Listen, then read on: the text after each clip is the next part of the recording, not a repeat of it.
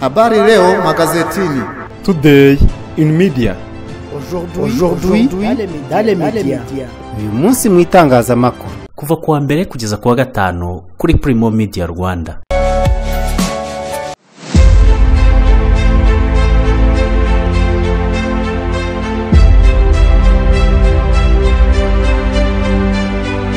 Ndabasuje kandi mbahe ikaze muri gahunda y'uyu munsi mu itangazamakuru mugiye kugezwa nanjye Jean Dodier kandi nijabo mu ngingo z'ingenzi zikurikira. Minisitiri w'Ububanyi n'Amahanga w'u Rwanda yatangajwe igihugu cy'u Burundi n'u Rwanda biri mu nzira yo kureka ubushyamirane bikumvikana. Umuvugizi w'ingabo z'u Rwanda Brigadier General Ronald Rwivanga yavuze ko General Omega wa FDLR naho mu karere ka Ngoma abayobozi batatu bavugwagaho gutanga serivisi mbi basezeye mu kazi.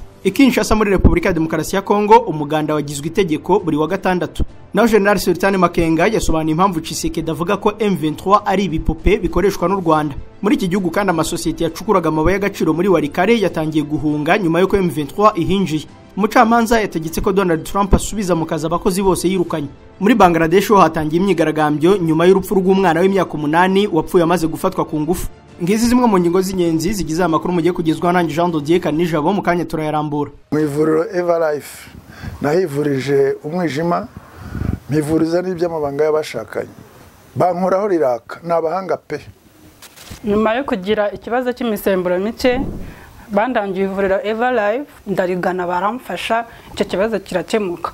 Nyuma naje kujyana n'umubyeyi wanjye afite ikibazo cya hypertension ubu ngubu ni muzima. Nashishikariza abantu bafite ibibazo by'imisemburo bigatuma batabyara bigatuma imihango yabo itaza neza nkuko bikwiye kuba mwagana ivuriro Everlife bakabafasha. Murakoze cyane. Ivuriro Everlife rikorera Nyabugogo imaze kuba ubukombe mu Rwanda no hanze yarwo mu kuvura indwara bakoresheje imiti y'ibimera kandi itunganyijwe neza mu buryo bw'ibinini, poudre cyangwa liquide.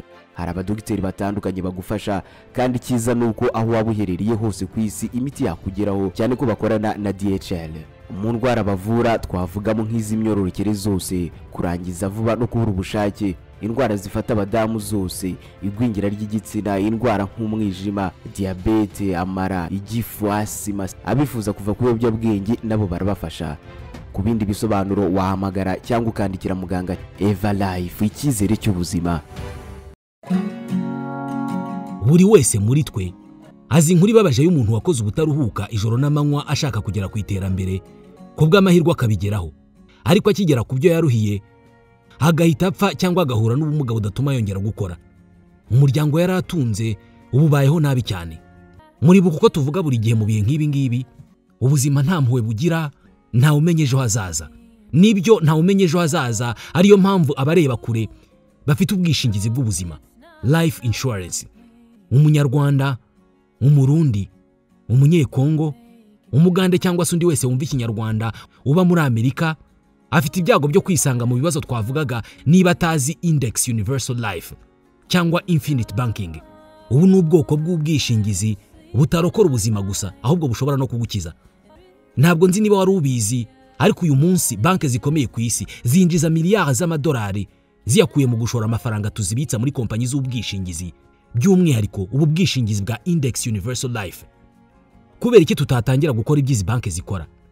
Wowe utanga amafaranga y'ubwishingizi bw'ubuzima, ayo mafaranga akabyara andi menshi azakubeshaho mu bihe by'uburwayi bukubuza kongera gukora cyangwa akabeshaho umuryango wawe mu gihe uzaba utagihari. Byitwa replacement of economic value. Ibi byose ntabwo byoroheye buri wese kubisobanukirwa. Gusa nzi umuntu w'impuguke mu by'ubukungu ubifitiye ibyangombwa byo ku rwego mpuzamahanga utanga serivisi zo gufasha abantu muri ubu bwoko bw'ubwishingizi n'ishoramari. Bernard Niyomugabo. Niba utuye muri Leta Zunze Ubumwe za Amerika ukaba uvuga kandi wumva ikinyarwanda, ni byiza kwegera Bernard Niyomugabo ngo aguhuze na kompanyi z'ubwishingizi zitanga inyungu nyinshi ukiriho bidategereje kupfa, agufashe mu birebana n'imisoro n'ibindi.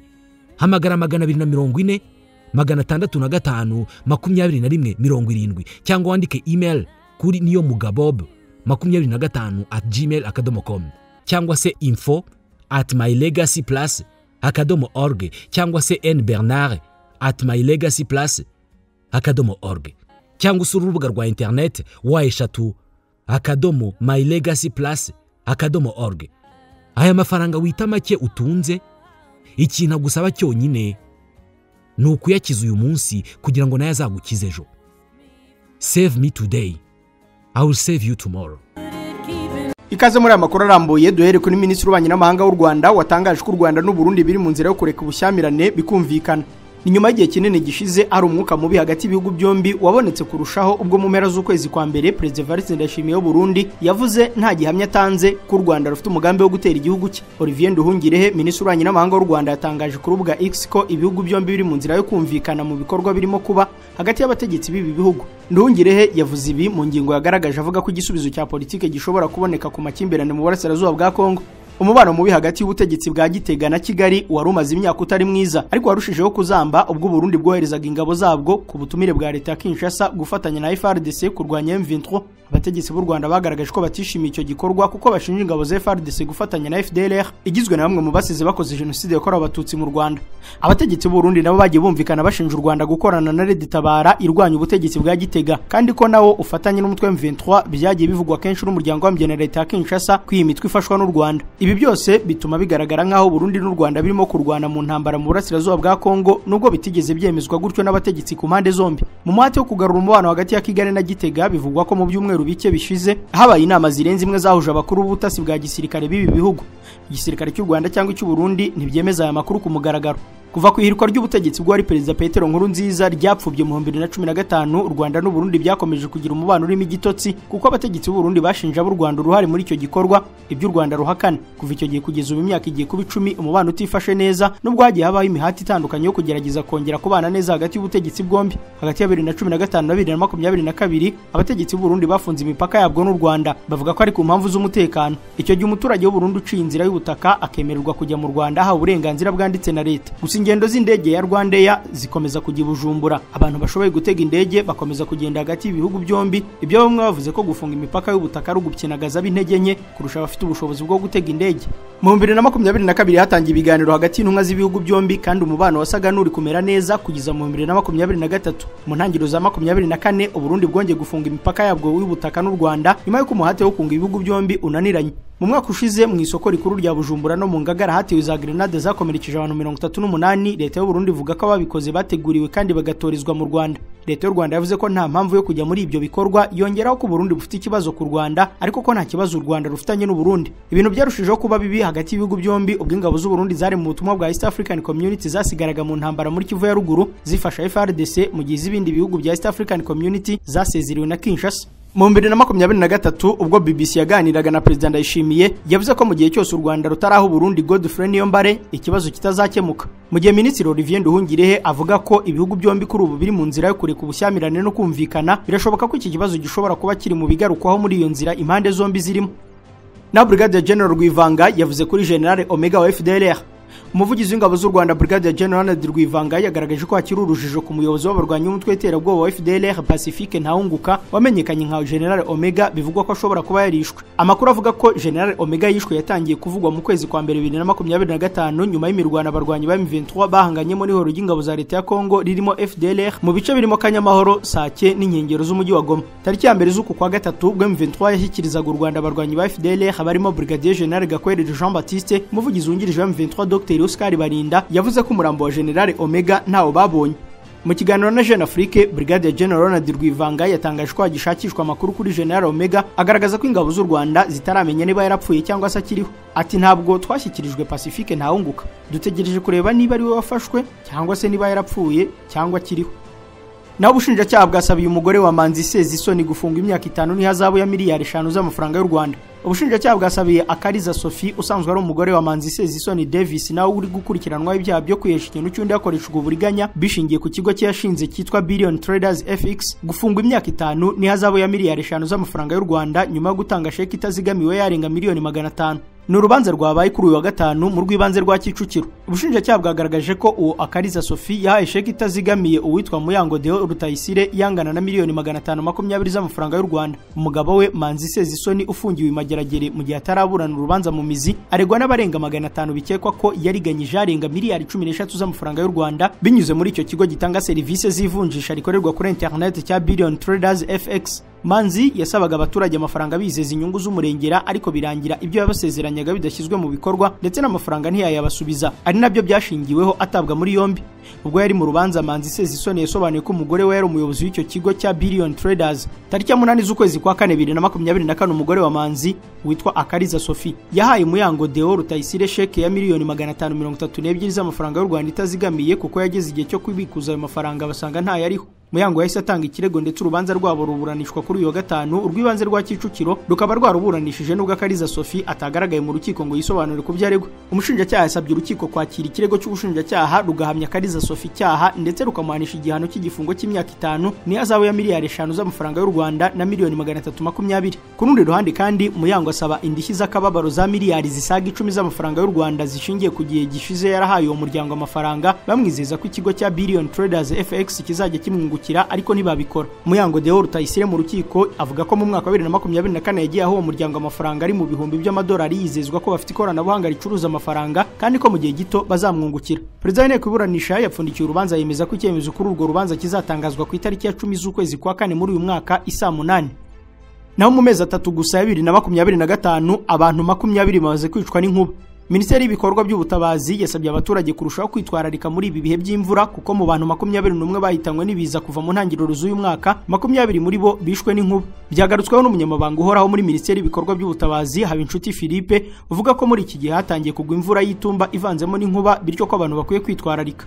Yagize ati mwirinde kugama munsi y'ibiti cyangwa ahantu hashobora kuba ibintu byakurura inkuba. Inkuba ni idutwara abantu benshi mu biza byose tugira. Habinshuti yasabye abantu gushyiraho imirinda nkuba no kugenzura isanzwe ihari kuko kuba ufite udakora ari kimwe no kutawugira. Avuga ko niba uwufite ugomba gusuzuma niba ugikora by'umwihariko ku bantu hahurira abantu benshi. Minema ivuga ko umwaka ushize wa 2024 mu bantu 191 bahitanywe n'ibiza, 81 muri bo bishwe n'inkuba, 49 bicwa n'impanuka zo mu birombe, 17 inzu zirabagwira, 14 bicwa n'inkangu, naho abandi bicwa n'ibiza birimo n'imyuzure n'inkongi z'umuriro.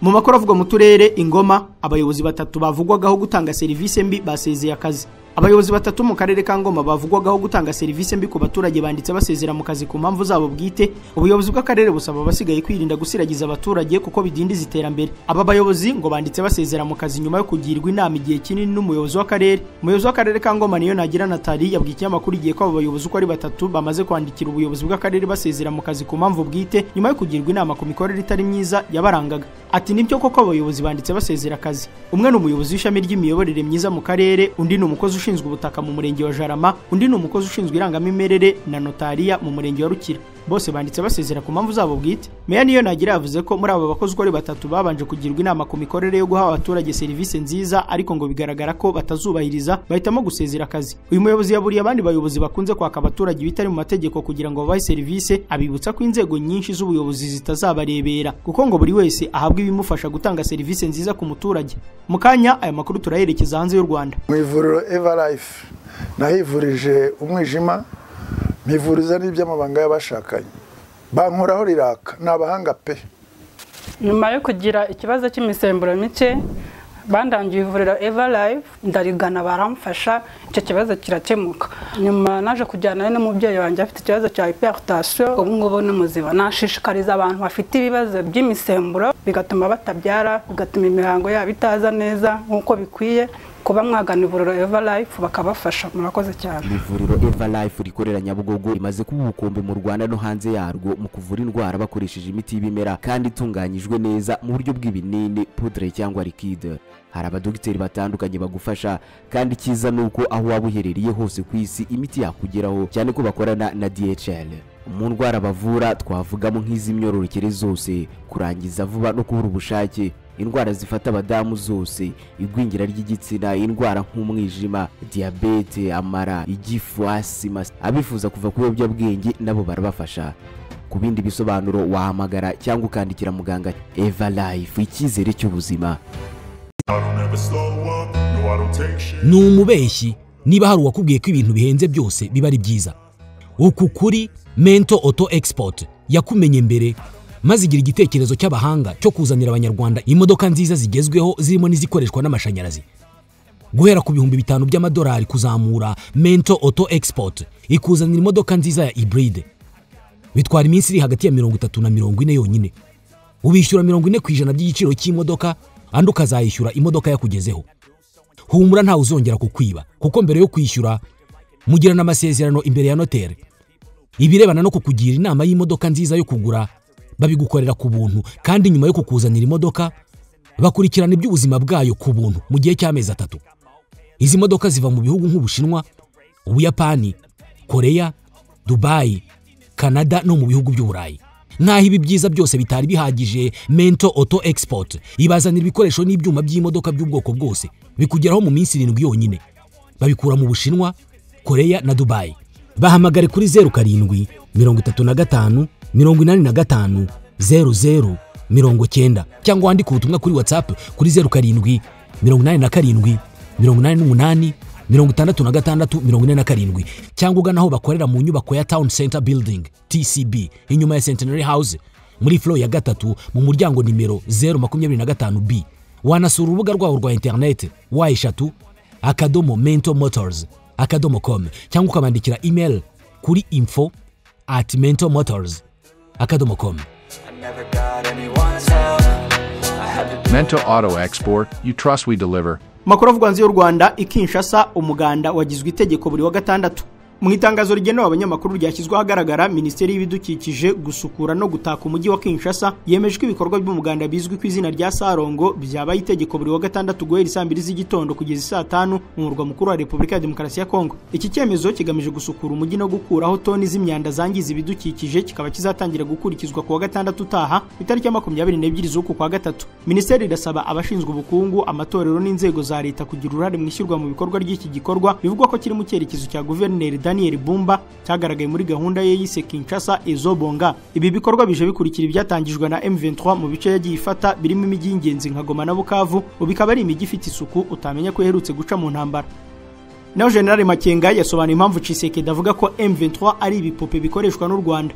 Umugaba mukuru w'ingabo z'umutwe wa M23 General Sultan Makenga yagaragaje ko President Tshisekedi wa Repubulika ya Demokarasi ya Kongo yitirira u Rwanda ibibazo by'umutwe wa M23 aruhora no kuba rugerageza kugaragariza isi impamvu uyu mutwe urwana. Tshisekedi inshuro nyinshi yakunze kugaragaza ko nta M23 ibaho, ahubwo ko abitwa ko bagize uyu mutwe ari abakoreshwa n'u Rwanda. Avuga ko rwateye igihugu cye ngo rubone uko rusahura amabuye y'agaciro yacyo. Makenga mu kiganiro yahaye umushakashatsi Alain wabaye senateri mu Bubiligi kuva mu 1995 kugeza mu 2011 aba n'umunyamabanga mukuru w'umuryango Médecins Sans Frontières w'abaganga batagira umupaka, yavuze ko ibivugwa na Tshisekedi ari ugushakisha impamvu ku Rwanda. Ati ubutegetsi bwa Kinshasa bushaka uwo bugira impamvu y'ibibazo bwateje cyangwa ibyabunaniye gukemura. Abanyarwanda baratwumva ndetse bagasobanurira isi ikibazo cyacu. N'abaturanyi bacu bakaba n'abavandimwe bacu. Ikindi kimwe natwe nabo bamaze igihe babangamiwe na FDLR. General Makenga yunzemo ko usibye kuba u Rwanda ruvuganira M23 runamaze igihe kirekire rucumbikiye amagana y'ibihumbi by'impunzi z'abanyekongo zifuza gutahuka zigasubira iwabo. Abajijwe niba Tshisekedi yari afite umugambi wo gutera u Rwanda koko, Makenga yagize ati ubwo yarabyitangarije. Byongeye kandi ingabo ndetse n'intwaro yari yarazanye muri Goma ndetse n'ubufatanye afitanye n'ingabo zo mu karere by'umwihariko z'u Burundi na FDLR ku bwanjye biragaragara. N'amasosiyete yacukuraga amabuye y'agaciro muri Warikare yatangiye guhunga nyuma y'uko M23 hageze. Nyuma y'inyeshyamba za M23 zikomeje kwinjira muri Warikare, ikigo Alpha Mine BC Mining cyacukuraga amabuye y'agaciro cyahagaritse ibikorwa byacyo kandi kimura abakozi bacyo. Itangazo ryacyo rigira riti turabamenyesha ko kubera impamvu zikomeye n'umutekano ibikorwa byose kuri iki kirombe bihagarikwa guhera kuri uyu wa gatanu kugeza igihe azatangirwa amabwiriza mashya. Iki kigo gikomeza kivuga ko iki cyemezo cyafashwe bisabwe n'abahagarariye abakozi nyuma yo gusuzuma neza ingaruka zishobora guhungabanya umutekano w'abakozi, abakiriya ndetse n'abafatanyabikorwa. Cyongeraho kiti kugira ngo ibyo bishoboke tuzakomeza kwimura abakozi, usibye abakozi bake bazatanga serivisi nkeya mu bucukuzi bw'amabuye y'agaciro, umutekano, ubwubatsi, ibitaro ndetse na logu. Nk'uko iri tangazo rya Alpha Mine BC Mining ryashyizwe ahagaragara kuri uyu wa gatanu risoza ribivuga. Iyi sosiyete nk'uko bigaragara ku rubuga rw'ishyirahamwe mpuzamahanga ry'abacukura TIN yashyizeho sosiyete ikorera muri Leta Zunze za Amerika nk'umushabitsi kugira ngo isabe abayobozi ba Amerika kwita ku bibazo by'umutekano muri Kongo. N'aba minisitiri bo muri East Africa na SADC bagiye guhurira mu biganiro ku mutekano wa Kongo. Abaminisitiri b'abanyamahanga n'ab'ingabo bo mu muryango wa Afrika y'Iburasirazuba n'Afrika y'Amajyepfo bagiye guhurira mu biganiro bigamije gushaka igisubizo cy'umutekano muke mu burasirazuba bwa Repubulika ya Demokarasi ya Kongo. Ambasaderi Olivier Nduhungirehe, minisitiri w'abanyamahanga w'u Rwanda, yatangajwe ibi biganiro by'abaminisitiri bizabera i Harare muri Zimbabwe ku itariki ya 17 z'uku kwezi. Minisitiri Nduhungirehe yasobanuye ko abaminisitiri bazasuzuma raporo yateguwe n'abagabo bakuru b'ingabo za East Africa na SADC ubwo bahuriraga i Dar es Salaam ku itariki ya 24 z'ukwezi gushize, irebana n'ihagarikwa ry'imirwano mu burasirazuba bwa Kongo no kubaho kw'ibikorwa by'ubutabazi. Ikindi kizakorerwa muri iyi nama ngo ni ugutegura umurongo w'ibiganiro bya politike bizahuza ubutegetsi bwa Kongo n'abashyamiranye nabwo. Inama y'abaminisitiri ba East Africa na SADC ishingiye ku myanzuro yafashwe n'abakuru b'ibihugu byo muri iyi miryango ubwo bahuriraga mu nama idasanzwe yabereye Dar es Salaam muri Tanzania ku itariki ya 8 z'ukwa kabiri k'uyu mwaka. Iyi nama yabaye mu gihe byagaragaraga ko umutekano mu burasirazuba bwa Kongo ukomeje kuzamba kandi bigaragara ko ingabo za SADC zidashobora kugarura amahoro mu burasirazuba bw'iki gihugu. Dukomereza amakuru muri Leta Zunze Amerika. Umucamanza yategetse Trump gusubiza mu kazi abakozi yirukanye. Umucamanza wo muri Leta ya California William Alsop yategetse guverinoma ya Donald Trump gusubiza mu kazi abakozi ba leta birukanywe nyuma y'uko Trump agiye ku butegetsi. Iki cyemezo cyatangajwe ku itariki ya 13 z'ukwa kabiri, ariko ibiro by'umukuru w'igihugu White House bihita bikijuririra bivuga ko ari ukwivanga mu bubasha bwa perezida bwo gutanga akazi no kukambura. France 24 yatangaje ko umucamanza Alsop yavuze ko kwirukanwa kw'abo bakozi byategetswe n'ibiro bishinzwe abakozi ba leta biyobowe na Charles Ezell, nyamara akaba nta uburenganzira afite bwo kubikora. Abirukanwe bari abakozi bakiri mu gihe cyo kugeragezwa bagera ku 200,000 bava mu bigo bitandukanye bya leta birimo Minisiteri y'Ingabo, y'Ubuhinzi, Ubukungu ndetse n'ibigo byita ku ngabo zavuye ku rugerero. Abakozi bagera ku 15,000 bakoreraga muri Leta ya California. Urukiko rwa California rwategetse ko abo bakozi bose basubizwa mu kazi vuba kuko nta kigaragaza ko bakoraga imirimo yabo nabi, maze ibigo bya leta bikabatangaho raporo mu minsi 7. Ikirego cy'uko abakozi birukanwe mu buryo bunyuranyije n'amategeko cyatanzwe n'amashyirahamwe y'abakozi ndetse n'imiryango itandukanye irengera uburenganzira bw'abakozi. Bavuze ko kwirukanwa kwabo byagize ingaruka mbi ku mikorere y'inzego za leta zirimo izishinzwe gukurikirana ibyaha bikomeye no gufasha abasirikare bavuye ku rugerero.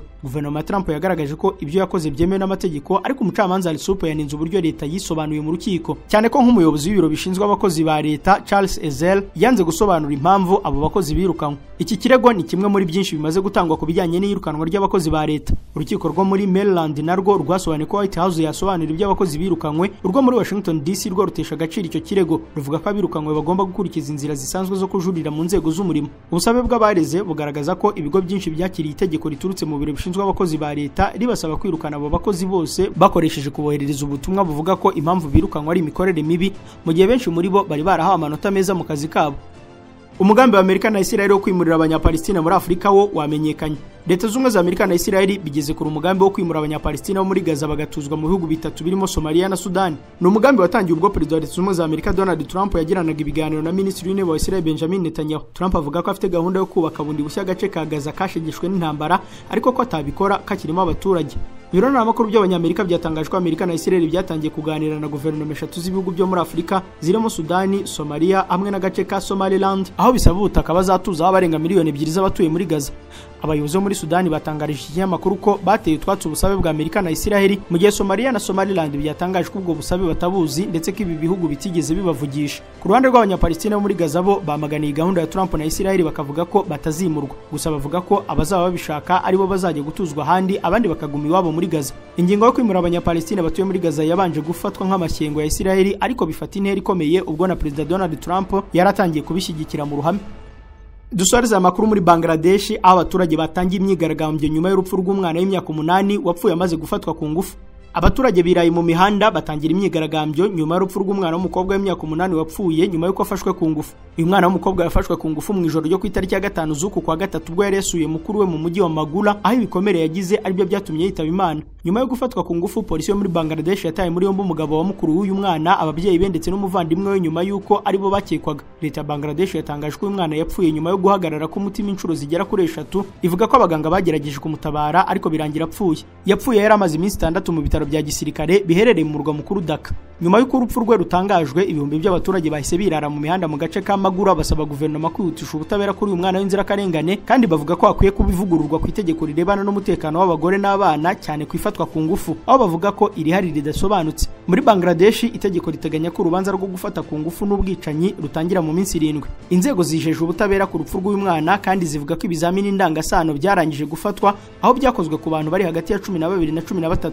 Itegeko ryo muri iki gihugu rivuga ko umuntu wamijwe icyaha cyo gufata umwana ku ngufu akatirwa igihano cy'urupfu. Bangladesh ni kimwe mu bihugu bikunze kugaragaramo ibyaha byo gufata ku ngufu, kuko imibare igaragaza ko mu myaka 8 ishize habayeho ibyaha 3438, 539 mu bari munsi y'imyaka 6, naho 933 ku bari hagati y'imyaka 7 na 12. Ubushakashatsi bugaragaza ko muri Bangladesh akenshi abana bakorerwa ihohoterwa rishingiye ku gitsina n'abantu basanzwe bazi. Inshuti bakunze wa Primo Media Rwanda, iyi nkuru yo muri Bangladesh niyo dusorejeho gahunda y'uyu munsi mu itangazamakuru yo kuri uyu wa gatanu. Ngende Jean de Dieu Kanijabo ndabararikira gukomeza kureba ibindi biganiro bikuru urubuga. Mugira amahoro.